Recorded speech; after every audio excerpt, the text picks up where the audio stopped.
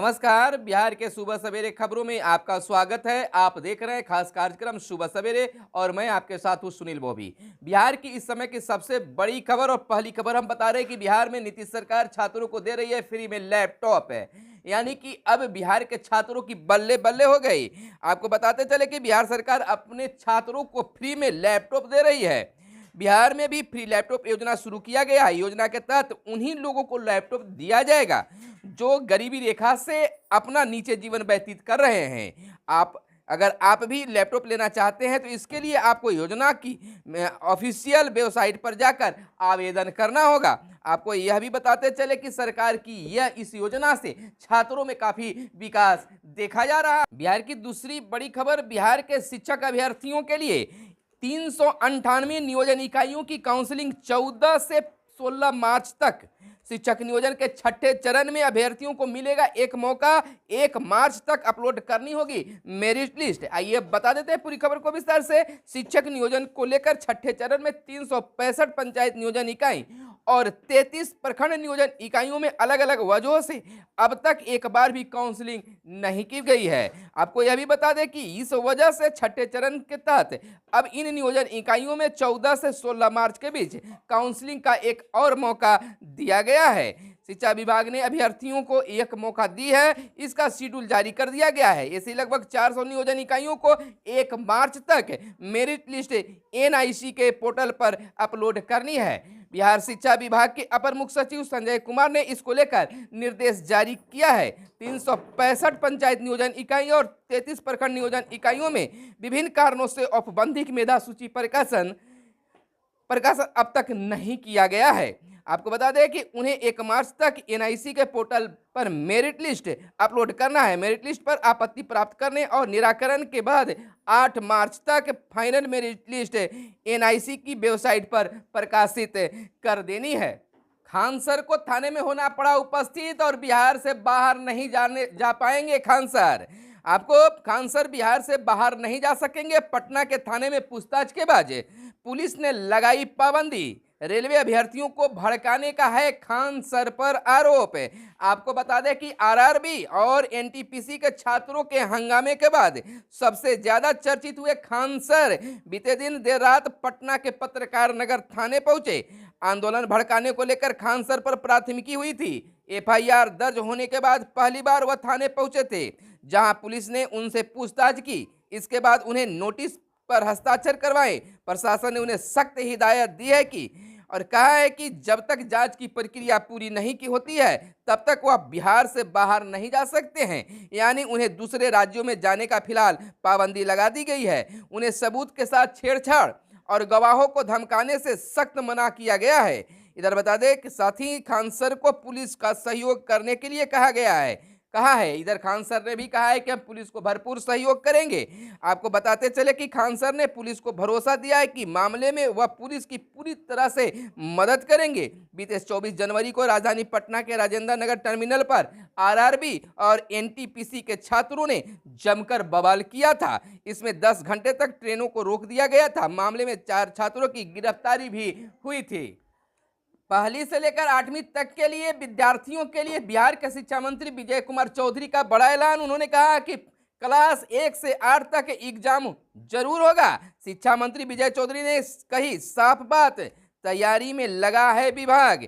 आपको बता दें कि बिहार के शिक्षा मंत्री विजय कुमार चौधरी ने कहा है कि राज्य में पहली से लेकर 8वीं तक की परीक्षा जरूर ली जाएगी। हम पूरी परिस्थितियों का आकलन सूक्ष्म तरीके से कर रहे हैं। बिहार में अभी कोरोना की स्थिति समान है। अगर ऐसी ही स्थिति रही तो परीक्षाएं जरूर ली जाएगी। इससे बच्चों की पढ़ाई और मजबूत होगी। उन्होंने इस बात की ओर इशारा करते हुए कहा कि आरटीई के नियमों में कुछ बदलाव करना पड़े तो किया जाएगा। बता दें कि पिछले वर्ष नियमों को शिथिल कर बच्चों को प्रमोट किया गया था।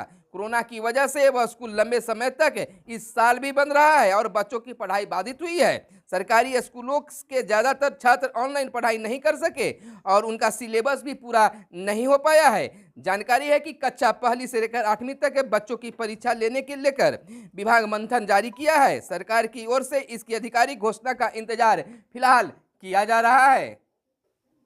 उद्योग मंत्री शाहनवाज हुसैन का बड़ा ऐलान, बिहार के 3 जिलों में जल्द लगेगा इथेनॉल प्लांट।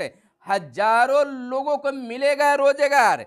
बिहार में उद्योग धंधे को लेकर अक्सर सवाल खड़े होते आए हैं, पर इसकी शुरुआत हो गई है। जल्द ही राज्य में इससे जुड़े कई प्लान देखने के लिए मिल सकते हैं। उद्योग मंत्री शाहनवाज हुसैन ने अपने 1 साल का कार्यकाल पूरा होने पर बुधवार को पटना में खादी मॉल में आयोजित कार्यक्रम में लोगों को जानकारी दी। शाहनवाज हुसैन ने इस मौके पर उद्योग संवाद पुस्तक का विमोचन भी किया।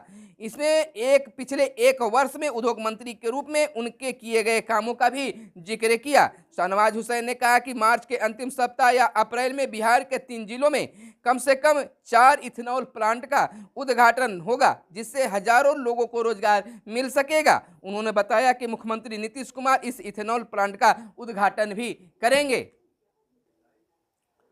आधार कार्ड को गलत इस्तेमाल से बचाने के लिए नई सर्विस का किया गया है शुरुआत। आधार कार्ड एक ऐसा दस्तावेज है जिसके बिना कई जरूरी काम में बाधा आ सकती है। होटल बुकिंग से लेकर नौकरी पाने और बैंक में खाता खुलवाने तक के लिए आधार कार्ड की जरूरत महसूस की जाती है या होती है। ऐसे में आधार कार्ड कहीं खो जाते हैं तो हम बड़ी परेशानी में पड़ जाते हैं।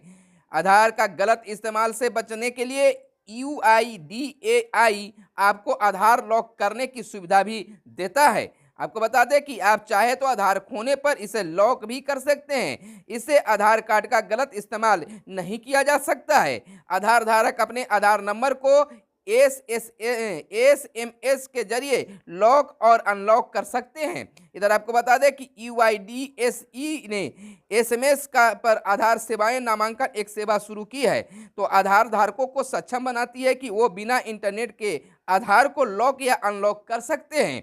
आइए, आपको यह सुविधा कैसा लगा कमेंट करके बताइएगा, लेकिन इस सुविधा से लोगों को राहत जरूर मिलेगी। हाईकोर्ट में प्राइमरी स्कूल हेडमास्टर नियुक्ति मामले पर सुनवाई हुई। सरकार को हलफनामा दायर करने का दिया गया निर्देश। आपको बता दें कि पटना हाईकोर्ट में राज्य के राजकीयकृत प्राइमरी स्कूल में प्राइमरी स्कूल हेडमास्टर के पद पर भर्ती के लिए नियम के तहत निर्धारित शर्तों के मामले पर सुनवाई 21 अप्रैल 2022 को की जाएगी। चीफ जस्टिस संजय करोल की खंडपीठ ने सुनवाई करते हुए राज्य सरकार को फिर 4 सप्ताहों की मोहलत हलफनामा दायर किया है।